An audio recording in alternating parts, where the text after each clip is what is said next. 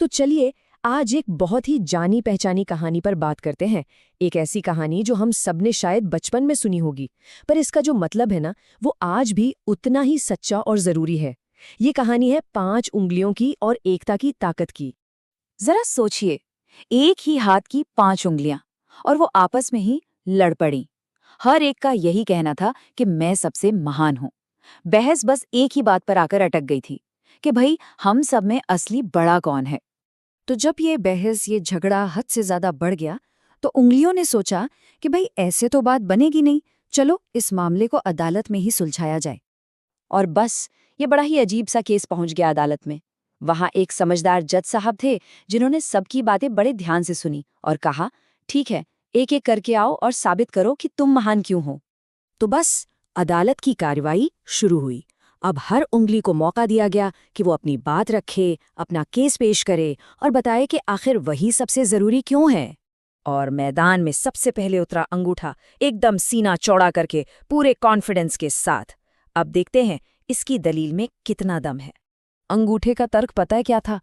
उसने कहा, मैं सबसे पढ़ा लिखा हूं, क्योंकि जहां लोग सिग्नेचर नहीं कर पाते वहां मेरा ही तो निशान चलता है। मतलब एक तरह से वो खुद को पहचान और साक्षरता का सिंबल बता रहा था। बात तो दमदार थी।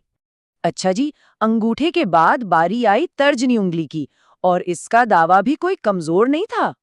इसने कहा, देखो, किसी को पहचानना हो, किसी की तरफ इशारा करना हो, तो मेरा ही इस्तेमाल होता है। तो इसकी खासियत थी किसी चीज को पॉइंट आउट करना, पहचान बताना।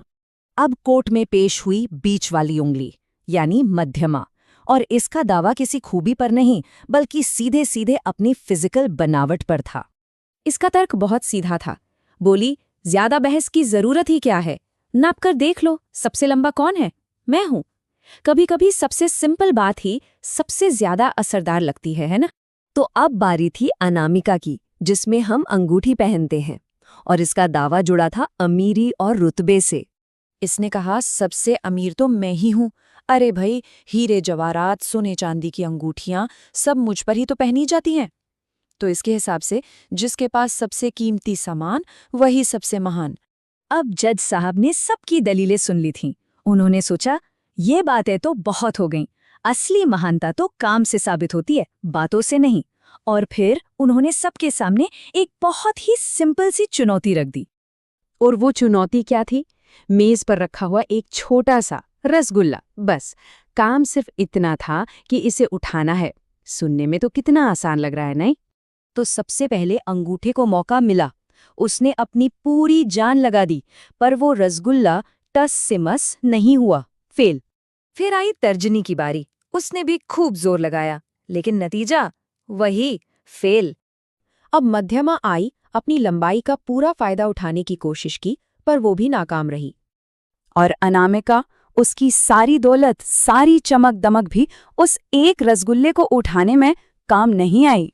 मतलब एक एक करके सबने ट्राई कर लिया, अपनी पूरी पूरी ताकत लगा दी, लेकिन कोई भी अकेला उस मामूली से रसगुल्ले को हिला तक नहीं पाया। कहाँ गई वो सारी महानता? सब धरी की धरी रह गई। और बस यहीं पर कहानी ने एक जबरदस्त मोड़ लिया। जज साहब ने कहा, ठीक है, अब सब एक साथ मिलकर कोशिश करो। और पता है क्या हुआ? जैसे ही 5 उंगलियों ने मिलकर उसे उठाया, वो रसगुल्ला 1 सेकंड में उठ गया, पलक झपकते ही। तो बस परीक्षा यहीं खत्म हो गई, और जो सच्चाई थी वो सबके सामने शीशे की तरह साफ थी। अब किसी और बहस या दलील की कोई गुंजाइश ही नहीं बची थी। और तब जज साहब ने अपना वो फैसला सुनाया जो असल में इस कहानी का दिल है। उन्होंने कहा, देखो, तुम सब एक दूसरे के बिना अधूरे हो। अकेले तुम्हारी ताकत कुछ भी नहीं है, जीरो है। लेकिन जब तुम संगठित हो जाते हो, एक साथ आ जाते हो, तो तुम बड़े से बड़ा, मुश्किल से मुश्किल काम भी चुटकियों में कर सकते हो।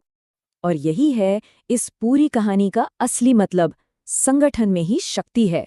जब हम एक साथ होते हैं ना, तो हमारी ताकत पता नहीं कितने गुना बढ़ जाती है।